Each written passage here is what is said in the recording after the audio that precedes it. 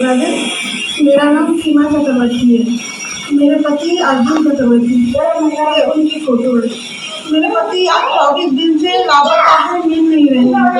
वो मुझे, मेरी बेटी की तबीयत खराब है, मुझे दवाई दिलाने लाए थे। बेटी की दवाई दिला के मुझे गौरानगर अपने माँ के यहाँ छोड़ा है।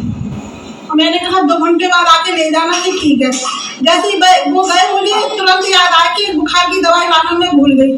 तो मैंने कॉल किया कि आप कहाँ पर हो, बुखार की दवाई ले आना। तो उन्होंने कहा ठीक है, मैं ले आऊँगा। मैंने उनसे पूछा आप कहाँ पर हो, तो कहा मैं अपने माँ के घर हूँ। उनकी माँ भक्ति नगर में रहती है, उनका नाम गीता देवी है।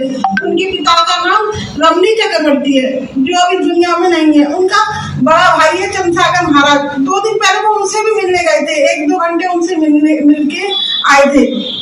राधापुर में जो कथा करने आए थे। वृंदावन में प्रदीप चंद महाराज है, जो उनका दूसरा भाई है, जो घर में रहते हैं। आना जाना सब कुछ है। लास्ट में वही बात हुई, उसके बाद तो मुझे कुछ पता नहीं।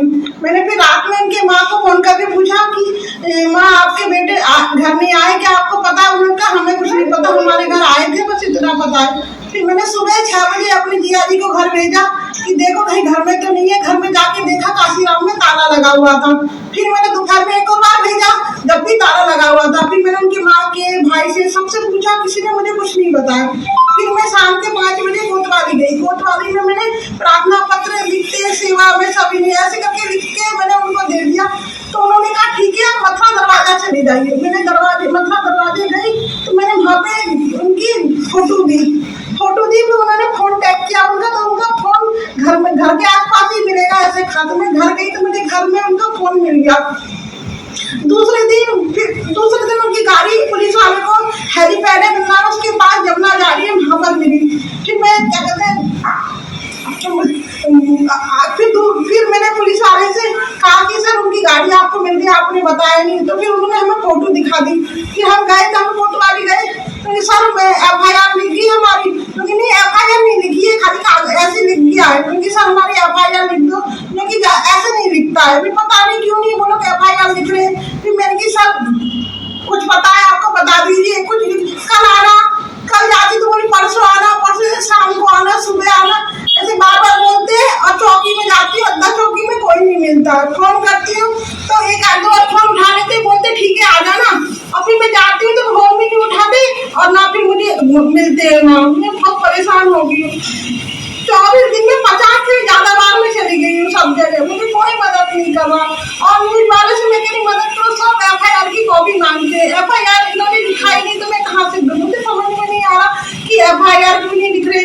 मैंने पुलिस वाले से कहा कि सर हमारी FIR लिखो, तो बोलो भी कुछ नहीं कर रहे। इनकी माँ भाई से कह रही हूँ कोई मेरी मदद करो, कोई ना मदद करता है ना मुझे फोन भी करता है। मुझे समझ में नहीं आ रहा क्या हो रहा है उनके साथ। मेरी छोटी सी बच्ची है, देखो परेशान है। मैं कहाँ उनको ढूंढूं? मेरे बहन के बच्चे छोटे, उनको लेके 25 तारीख को 25 तारीख की मतलब पूरा मथुरा तक देख के आई। बाढ़ की बाढ़ में मुझे कहीं पे कुछ नहीं पता चला। मैंने पुलिस वाले से कहा मेरी हेल्प करो, कोई मेरी हेल्प नहीं कर रहा। ना मथुरा में मुझे कोई हेल्प नहीं कर रहा। मुझे कुछ भी पता नहीं चल रहा मेरे पति के बारे में। कोई ना इतना पता करके बता दो कि मेरे पति जहाँ कहीं भी ठीक हो, मेरी कुछ तो मदद करो। कोई नहीं है जो मेरी मदद करे। मैं गरीब हूँ, मेरे पास पैसे नहीं है कि मैं किसी को पैसे दे के कहूँ मेरी मदद करो, प्लीज मेरी मदद करो। ये हाथ जोड़ के विनती कर रही हूँ। आप लोग कहेंगे तो मैं चौराहे में जाके मैं आप लोग हाथ जोड़ के विनती करके कहना चाहती हूँ, प्लीज मेरी मदद करो, मेरे पति को ढूंढने में मेरी मदद करो प्लीज।